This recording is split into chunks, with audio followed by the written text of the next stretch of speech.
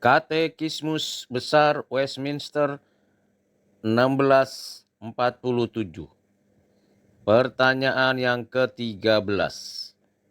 Apa yang Allah putuskan pada khususnya berhubung dengan para malaikat dan dengan manusia? Jawabannya, dengan putusan yang kekal dan tidak dapat diubah-ubah berdasarkan kasih semata-mata, supaya rahmat-Nya yang mulia dipuji-puji, yang akan dinyatakan pada waktu yang ditentukan. Allah telah memilih sejumlah malaikat untuk menerima kemuliaan. Lagi pula, di dalam Kristus, Dia telah memilih sejumlah orang agar menerima hidup kekal dan agar menerima sarana-sarana yang membimbing mereka ke tujuan itu.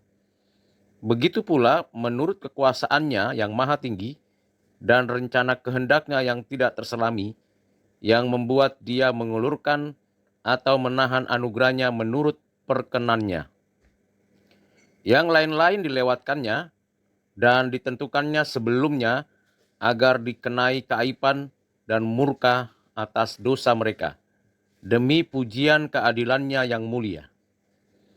Jawaban dari pertanyaan ini dapat kita baca dari 1 Timotius 5 ayat 21, Efesus pasal 1 ayat 4 sampai 6, 2 Tesalonika 2 ayat 13 sampai 14, Roma 9 ayat 17 sampai 18 dan ayat 21 sampai 22, Matius 11 ayat 25 sampai 26, 2 Timotius 2 ayat 20, Yudas 1 ayat 4, dan 1 Petrus pasal 2 ayat 8.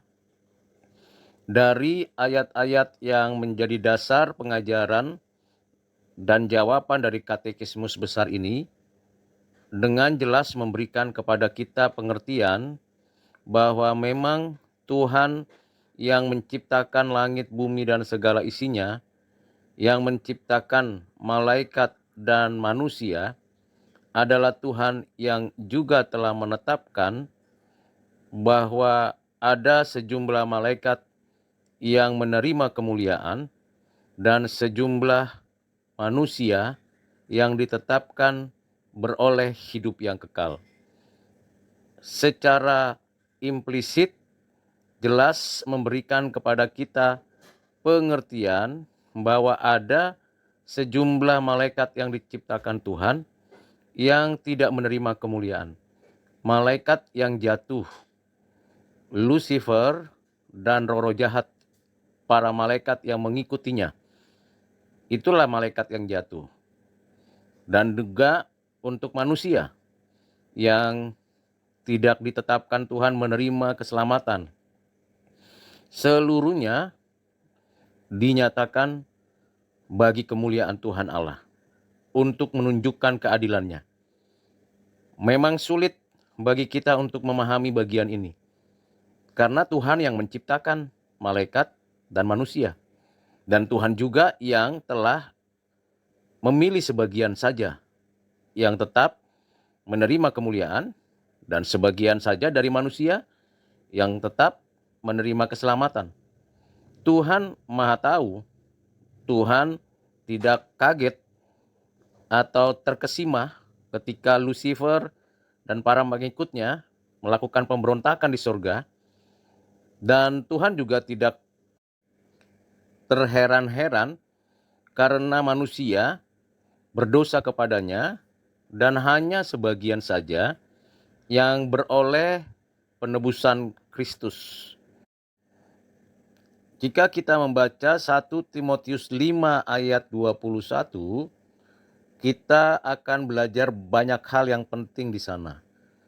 Demikian firman Tuhan, di hadapan Allah dan Kristus Yesus dan malaikat-malaikat pilihannya, kupesankan dengan sungguh-sungguh kepadamu, camkanlah petunjuk ini tanpa prasangka dan bertindaklah dalam segala sesuatu tanpa memihak.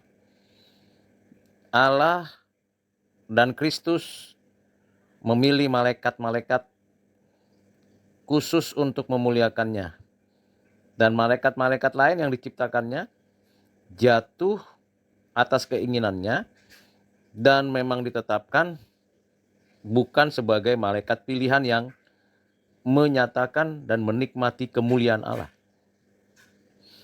Demikian juga kalau kita membaca Efesus pasal 1 ayat 4 sampai dengan 6. Dituliskan di sana, sebab di dalam Dia Allah telah memilih kita sebelum dunia dijadikan supaya kita kudus dan tak bercacat di hadapannya.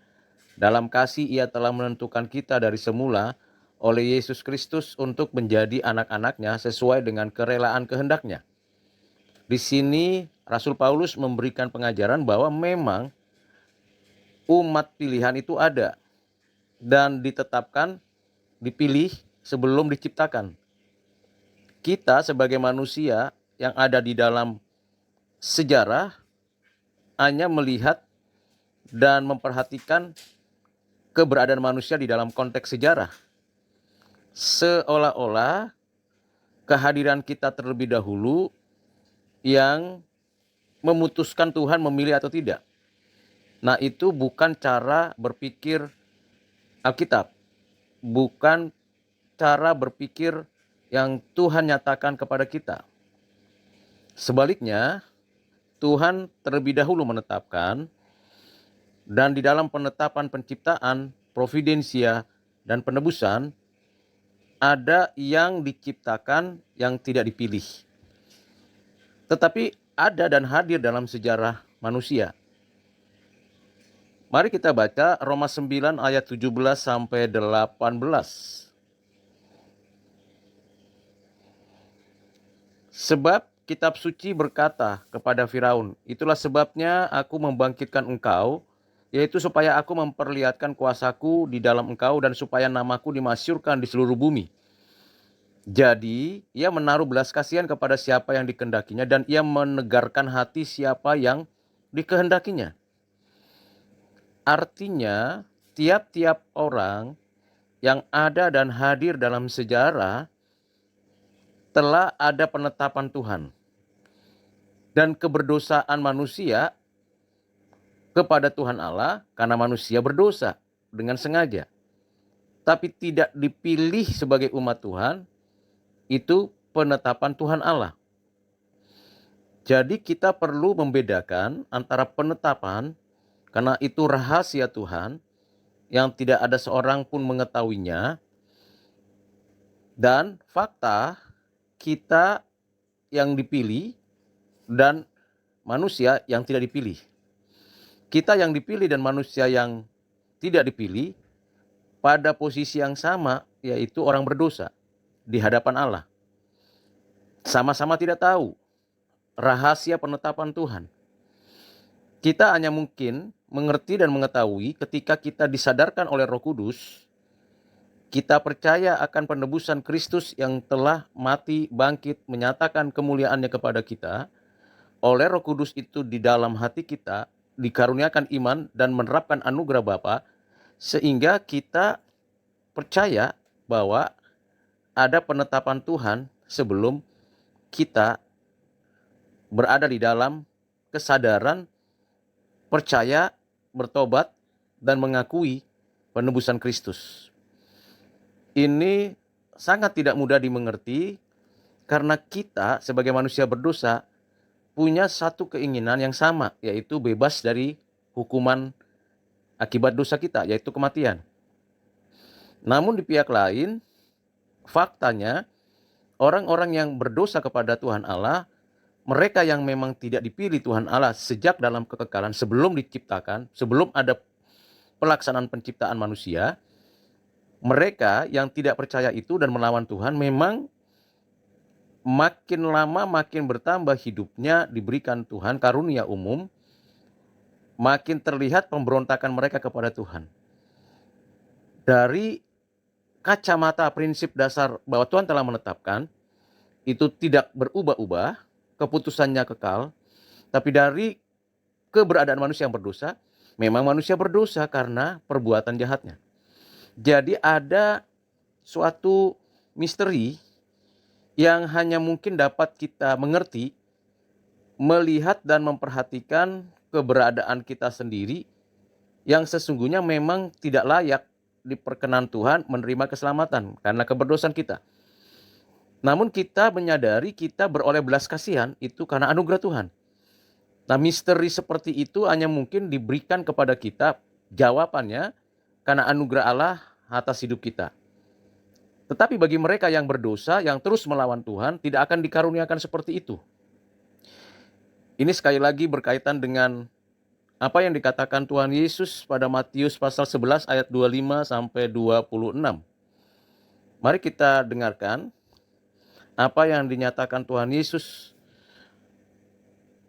Pada waktu itu berkatalah Yesus, "Aku bersyukur kepadamu Bapa, Tuhan langit dan bumi, karena semuanya itu engkau sembunyikan bagi orang bijak dan orang pandai, tetapi engkau nyatakan kepada orang kecil.